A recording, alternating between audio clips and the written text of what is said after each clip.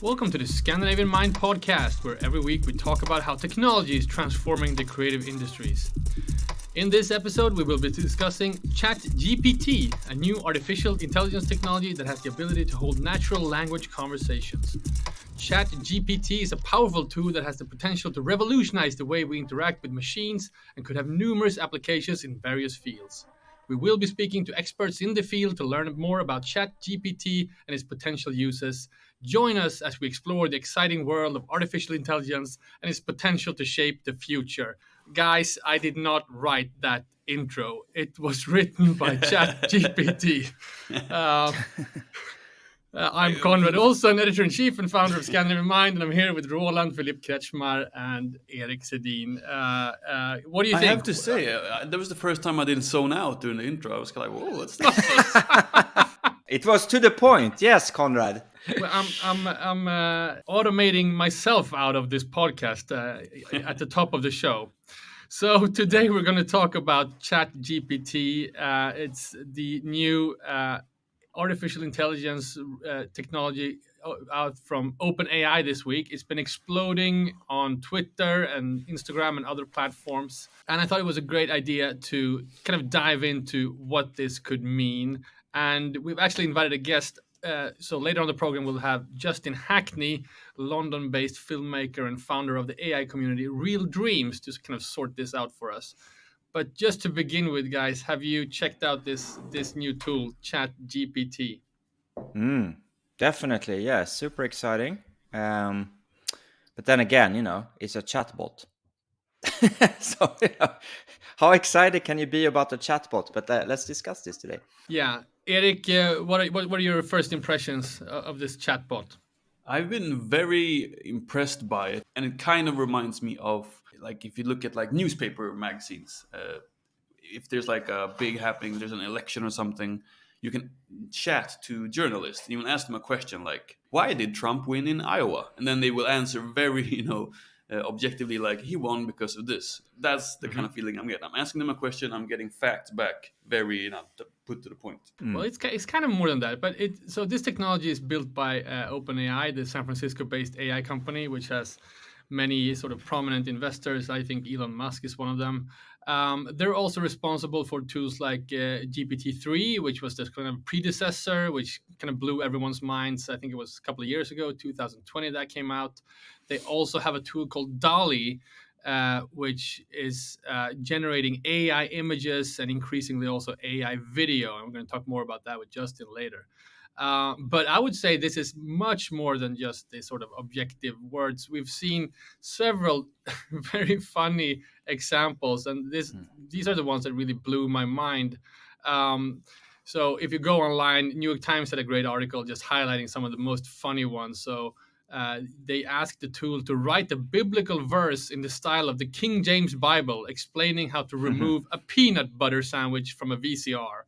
And you can go in and read it. I'm not going to do it justice, but it's kind of in the line of, and it came to pass that a man was troubled by a peanut butter sandwich, for it had been placed within his VCR, and he knew not how to remove it. But sorry, Konrad, I'm just thinking, why don't we take a step back? I don't think every listener knows what the hell we're talking about. ChatGPT, DALL-E, OpenAI. What is it all about, right? So I think just as a starting point, the ChatGPT, which we will talk about today, it cannot produce video, it cannot produce sound, it cannot produce images. Okay, so let's be very clear. So it is an AI tool that is here to help us understand spoken and written word in a faster way, right? So it's basically an AI tool using 175 billion parameters to really, really optimize the use of text. So let's be very clear with that, right? So you basically put in a text prompt asking for a question or asking to explain something, and then the chat tool basically gives you an answer, right? And I think it's also extremely important to say that there are some limitations with this. So, for example, if I ask who is Konrad Olsson, it will not be able to answer that, or that might be because you're not that famous, Konrad. But still, and or if you ask very specific, fact-based, narrow, niche questions, it won't be able to answer that either, right? So it is not replacing. I mean, it is not yet replacing Google. It is not yet replacing Wiki, but it is really an amazing platform for creative writing or creative thinking, supporting you, for example, in your creative process. So, for example, stylistically, you gave a great example, Konrad, that you can prompt the chat bot to test out different stylistic variants, right, of text, or you can ask more kind of open questions, what is the answer to life according to blah blah blah, and it will give you these quite advanced, or in some cases very advanced answers. And this is what I think has been most surprising to people, the level of complexity in the answers, and that it kind of simulates independent thinking, but it's not. Right, it's just analyzing billions and billions and billions of parameters, but it's not some singularity example. It's not like an AI amazing AI tool. It's a text tool. It's a text tool that amazes the Twitterati, at least. And we're going to get into this with our guest, Justin Hackney, in just a moment. But the reason I want to bring this up is, what will this mean for media? What will this mean for the creative industries? And how will this affect the, perhaps end goal of some people to create a sort of self-thinking AI? And I think that is basically, and this is why I wanted to take a step back to kind of say what it's not, so people listening to this episode understand what angle are we coming from, right?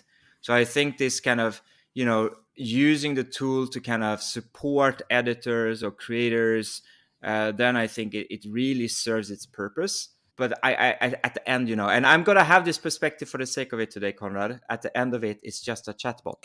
So, All right. So let's get into it and invite our guest, Justin Hackney. All right, so now we are here with Justin Hackney, creative director and filmmaker based in London. Is also the founder of the AI community Real Dreams. Justin, welcome to the show. Thanks for having me, guys. Just Good morning. First out, Good morning. have you tried the new ChatGPT tool Of already? I'm course sure I you're all have. over it. Who hasn't? I mean, it's probably one of the fastest, most rarest moments in technology that reshapes everything. When you see it took, say, Netflix 3.5 years to reach 1 million users, iPhone 75 days, Instagram 2.5 months, ChatGPT GPT for probably 5 days, I think. So I don't think we've really witnessed anything quite like this, at least in my lifetime, in terms of adoption. So we tried to give our description before you came on the show here, but how would you describe ChatGPT from your end? An extremely incredible language model that allows you to quite literally ask anything and receive a more fully rounded answer than you'd kind of say get from the internet. It's definitely a step up in systems, say, that will be implemented like Siri or Alexa, which have a lot more of a deeper understanding of what it is you're asking. Still, obviously, there's biases within these systems. There's still flaws. There's still specific reasons why you would use something like ChatGPT or GPT-3 as a whole. But it is the beginning, in my opinion, of a whole new wave of technology and computer interfacing that will allow us to communicate with technology and use technology in a whole new way. I think that's a great point, Justin. And I like the way you frame this, that it is a way for us to start to communicate with technology. Like you, I mean, I would never kind of enter a dialogue with Google, right? Or with Wiki or anything like that, right? But here you actually you can start to have a dialogue. And I think that Yeah, is, for me, the exciting element. it's very interesting seeing the wave of people online reacting to a lot of the AI technology recently. And I think because this is so easy to use, so accessible, definitely an upgrade on their system. They had Playground, which was fantastic, but a little bit clunky, not so intuitive. I think what you're having is everyone going, hang on, the AI is changing, technology is developing quite fast, and the way in which we are interacting with it, therefore, is evolving. Now, this might be a phase for now where we test it and push it and ask it deep, meaningful questions and see how it responds until we're kind of done with it. But as that happens, these technologies are going to be implemented more and more into devices and applications and software and hardware that we use. And I think before we know it, we're looking at a complete upgrade to a lot of the language-based models or any technology that uses language within it, Mm. which is fantastic. So if you're a coder, you can probably communicate and debug in a whole different way. If you're a creative filmmaker like myself, you can back ideas back and forth with science fiction, with horror, anything you can think of, and that paired with the diffusion, the clip-based model, AI diffusion models that exist right now, Stable Diffusion, OpenAI's DALL-E, Midjourney, language and visuals combined, I think we're entering a whole new world, like age of content and entertainment. I want to get into that and sort of widen the perspective. But before we leave sort of Chat GPT, which is the kind of topic du jour, what everyone's excited about this week, we've seen several funny, interesting, mind-boggling examples of what this do. Many people talk about this being the end of homework because with a simple prompt you can just generate a unique essay about any topic basically. We've also seen funny examples of the chatbot explaining artificial intelligence for a 5-year-old in sort of the style of a Snoop Dogg song, and it's eerily sort of accurate. You can kind of hear Snoop Dogg singing this. In the, yeah, yeah. Can you give some of your favorite examples? So I think this sort of helps the listener also understand why this technology is so trending right now. For me personally, I'll talk about some of my favorite because I've used Playground a lot. In fact, I've used it in front of people at speeches to help write a speech and say like, I'll just copy that one, which is giving it a kind of the line I'll walk in and open up to and saying, please write a detailed speech for me, and having it pretty much written out in front of me before my eyes, before everyone's eyes, in a much better manner than I would have if I, in that amount of time. Beyond that, I think it's really been fun to see people playing with it and pushing it and pulling it and try and find I forget the term for it, but whenever there's a new technology, there's like a lag and there's an overspill. There's a lot Yeah. of area within these spaces that we don't fully understand. Mm.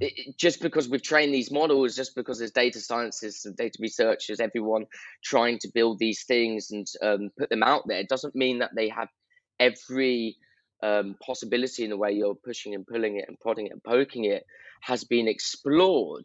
So a lot of the things within the coding space has been exciting me. A lot of people that I know who work in video games or work in UX, UI, kind of online development of things, have been using it to create silly little code snippets that can go up online and explore how it's kind of a whole new way you can communicate and share. And from an engineering standpoint, that's interesting, even though it's not spitting out the right, accurate answers all the time. what can be extrapolated from that is new understandings of this technology. So for me personally, apart from using it to help with the work and speeches, I think quite profound. I asked it questions about ancient civilizations and Göbekli Tepe, and how that contradicts with our current understanding of our civilization and how it's developed. And it came back with a fantastic answer that, in my opinion, connected as many of the dots that's necessary for an individual to connect, to go, hang on, there's still unknowns here. So instead of saying yes or no, or like Wikipedia spits up a fact, it was trying to envelop the question more and leave it open-ended, which it's quite interesting from a standpoint of you're building these intelligent systems that can respond in a whole different way using neural networks. If you are asking it a question, therefore, about like life or death, you've got to be very careful how it responds now, if it's this kind of adapting, changing, unmonitored thing. Right. So and this is kind of falls back to the point you was making about how's this going to work in schools, how's this going to work for students and teachers if you can kind of use tools like this to create work, or to create an essay, or to create a lesson plan, or whatever. Will we eventually, like, where is the truth? Who's done what? What's right? What's wrong? And who's going to monitor this? Well, it almost becomes sort of existential for anyone, generating text or thought or creative output of any kind. And this is ChatGPT is part of a bigger sort of trend with AI generated content. And I wanted to sort of zoom out a little bit and talk.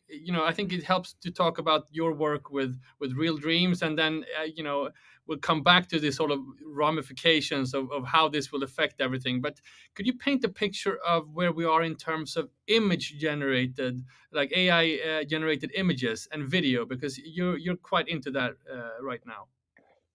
Yeah, so my background is in film and TV, commercials, advertising, music promo. I was very lucky to be contacted by Natalie Summers from OpenAI at the very beginning of their artist access program for DALL-E. And I was blown away the second I got it, being one of the first there to test what was at the beginning the clip model they had, which is contrastive language image pre-training, was so sophisticated that I don't think I'd slept for a couple of days using.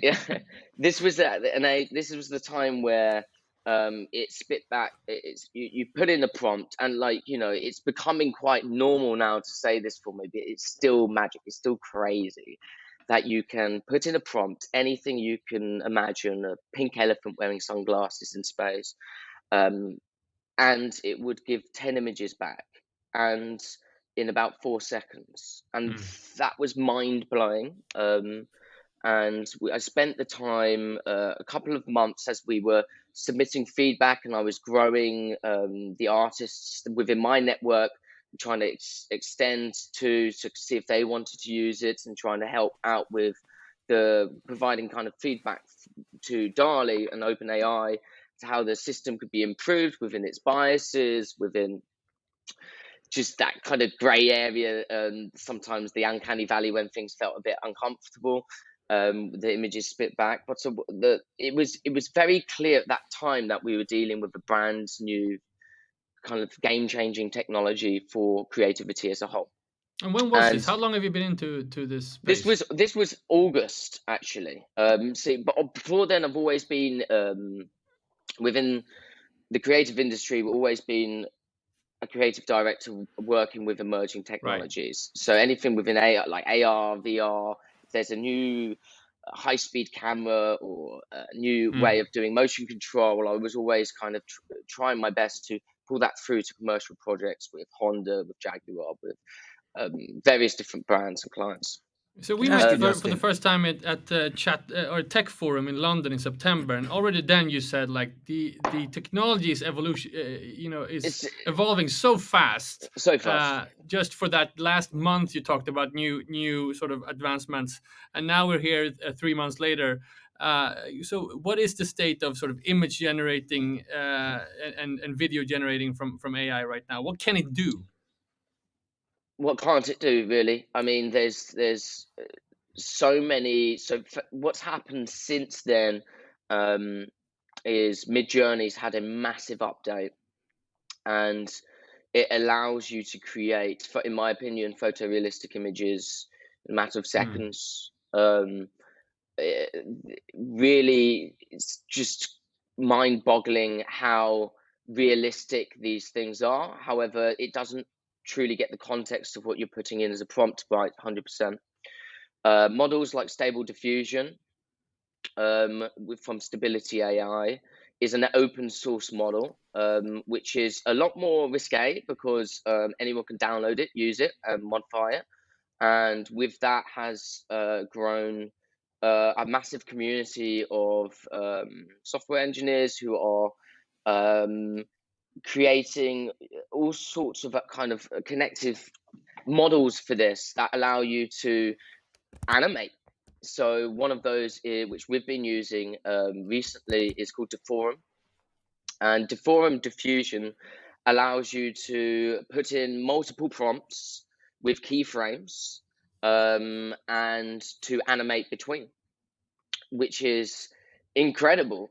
So we've actually just released a couple of days ago one of the world's first completely AI generated music videos, and we've got a few more in the pipeline now. The second one we've chosen to do was a fantastic project because with working with the developments of the technology, you can now use a thing called Dream Booth. Dream Booth allows you to, and there's an app on your phone that does a similar thing, but with limitations. It allows you to upload images of your face and train a model on you. Because sure, if you put in Jim Carrey, or you put in Trump, or you put in Gordon Freeman, whatever, these people will come up, famous people will come up. But if you're working with smaller brands or products or artists, sometimes it might not always get it, or you want to train something so that when you put in a prompt, it knows exactly what you're referencing. So with this, we've trained models on artists sending or just finding images online, working remotely. And with this latest project, the artist really wanted to, because the song's got is about his grandmother and how much of an inspiration she was to him. And it's unfortunately she's passed recently, and he's given us permission to use images of her to reimagine scenarios with him and her in, and with a fantastic sample from Queen in it as well, which is just it's such a lovely track. So you're And recreating his it's grandmother in this music video using yeah, AI. which is it's just a bizarre thing to be saying we're doing, and but it's great. Since the beginning of being involved with the world of AI and image generation, and now ChatGPT, everything I've been doing is trying to use this technology to connect through to people, and allow maybe a wider audience to understand truly what we're on the cusp of here with this new era of technology. And I do believe it is, in a way, the beginning of an age where kind of almost everything can be recreated or will be simulated. And if you look at the universe as one massive process or simulation, probably with multiple levels within that, this is probably the beginning of a point where we branch out again. Can I ask you, Justin? It's great and fascinating to hear about your examples, and I think actually Konrad and Erik, we talked about like a year ago that when we talked about avatars and things that you could this is maybe the starting point of eternal life, that you actually live on as this kind of virtual entity after you passed physically. Anyway, Justin has a question. What do you think is then the role of a human in all of this? Like, if you're a human creative director, not or a human editor or a human photographer, what is then your role, and how can you then use these technologies to maybe enhance your work or be an extension of your work, and not necessarily replace your work? I think at the moment it's a massive upgrade to these tools enable us to really explore any idea that we have and push it that much further, whether it is developing a script or it is helping create a mood board for a film. I think the really if the ideas at this stage still need to come from the people. The one of the first things we did at Real Dreams was to create a model which would come up with, it was using Playground, it would spit out text for ideas of films or short stories or music videos, and then we'd use that would pipe straight through to DALL-E to create images. And then with the combines, we would be creating quite not so good at the time. You'd think music would be slightly ahead of where it is now. But music as in the background. We did a project with NK Greenhouse, and it could just spit out videos, right? And which were fun with images and sound and music and the story. And they were okay. It was still pushed by us. It was still created by us, and it is still an interesting idea as a whole. But they did lack depth and substance, meaning. Mm-hmm. And what I mean by that is kind of everything really. Like, don't judge a book by its cover, it's a saying, right? It's fantastic as a book cover might be, and as shiny as it can be, and attractive as it might be to draw you in. It really is until you read the whole book and maybe then think about it and then do a bit of research that you actually have a good sense of what that thing is. I think the same goes with content generation as a whole. It is we're going to be living in the new age of media where the bar is definitely going to go step up, and we will be searching for meaning more so, and human stories within this. So for me, the push is to, personally within my work right now, is to push the idea of what's going on in the world, and how what our part to play in is right now and also in the future when these things are even that much better. And to merge the kind of deeper questions people might have, to kind of steer that in a positive way using this technology with projects such as the one I explained, bringing someone back to reimagining someone's lovely grandmother in a song that's embracing this technology and reminiscent of his childhood with her. It feels like it's able to touch on the heartstrings using this technology, look cool, look interesting, the way it's created using AI image generation, but also be at its heart, it's touching on something that's human. Yeah, first of all, I saw the Moody Jones video. I thought it was great. It kind of Oh, blew my thank you. mind how you could do how you mentioned that how you can do video. But I was wondering, maybe people that are listening, they could be like me. They could be some kind of editor like I am. I've actually used some of the really cheap and bad AI tools to make like collages for our website. If we make an article, and I was kind of wondering. You were mentioning there about how it's kind of a wild west of AI now. There's no digital stamps. Who's actually owned these things? Who's made it?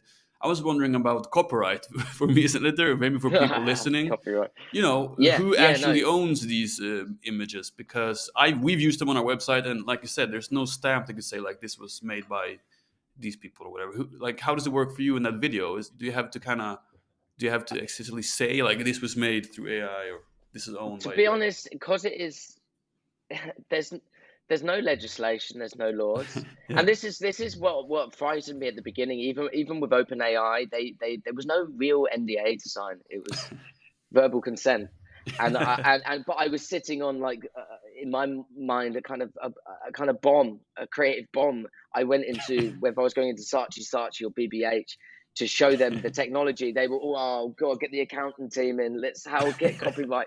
how are we going to deal with this? Like, Yeah. and also our fear. How are we going to use this? Because who owns that image? If I say that, who's that person? And also how will people respond if we've saved a load of money on this advertising campaign because we haven't used people, but we've just used AI. And so there's a big conversation with ownership at the moment, and I think in a way it's more of a philosophical one, because who owns anything? Like, I've been inspired my whole life by art and images that I've seen. These AI systems are basically the same. They're neural networks built on images that it's learned to understand. So the images that it creates are brand new and unique. Really, if we really said who owns that art, we should say maybe the AI models. But I think the comprehension of where these images are truly coming from and how they are kind of manifested in a way from these neural networks is still not necessarily understood, how it works. And that's also maybe proves that we need a bit more of a push or education on understanding our own brains, and maybe being a bit more open to understanding the similarities, thinking about the differences between, say, these AI neural networks and our own. I just think it's interesting when you tell a prompt like design this in the style of someone. Does that mean I'm biting that artist because I'm, you know what I mean? I don't know. I've done many adverts where we go. I'm writing in a treatment and I say, in the style of Wes Anderson, using these lenses and this that. Exactly. It's no different, really. I think if you are putting up images and you're saying, oh, I spent thousands of hours creating and learning how to make this beautiful sculpture, but it's just AI generated, no one can tell the same, and they're getting lots of recognition. Maybe that's unfair. And this is where it comes back to, really, we need digital stamps on things. It's very soon. I mean, like, already with Midjourney V4, it's very hard to see sometimes whether something's real or not. And so in a world where we kind of scroll through social media and most of it's just kind of flashing images and you don't necessarily take in the bigger picture, I think there will need to be kind of a stamp of approval or a stamp of understanding of these. Legislation needs to be, there needs to be more within the governments to push these things forward and get people communicating. But I don't think that's going to happen. It is the Wild West. It's the Wild West. And with that is one of the main reasons why I'm kind of actually doing podcasts like this and going out to do speeches and working with the community to do workshops. And there are much deeper, more profound questions within all of this. The existential ones, as much as there is, like, where the technology is right now and what it can do. And because there are these unfiltered models out there that exist, for instance, stable diffusion, you could have anyone, and I mean write anything, and that doesn't, like, our minds go to beautiful things, obviously, but you could have a celebrity being decapitated, doing this, horrific scenes, and if these get, and this is right now, and you can animate this stuff, and there's no one saying, there's no filters in place, there's no one saying don't do this. So within that space, there's kind of like a lot to be discussed within the ethics and the filters that you have in place, because if Web3, if the new internet's going to have AIs built within it, that's going to help you remember to discuss, to explore an idea, or to create. If the tools are going to be this powerful, this intelligent, this and this fast, I think it's for the younger generation, we almost need to go twice as fast to put things in place to make it a safe space for them. Yeah, there's obviously much more to discuss, and we're running out of time. But I want to let Roland have a sort of a parting comment, and then I want to let people know where to find more about your work. But Roland, what's your parting comment on this discussion? But I mean, we see. Look at Twitter. I mean, it's just a tsunami of trolls and bots and really, dark content, dark people and dark content. And we have not maybe yet seen the tsunami of bots and trolls using these AI tools. But when that comes, it's going to be a shit show.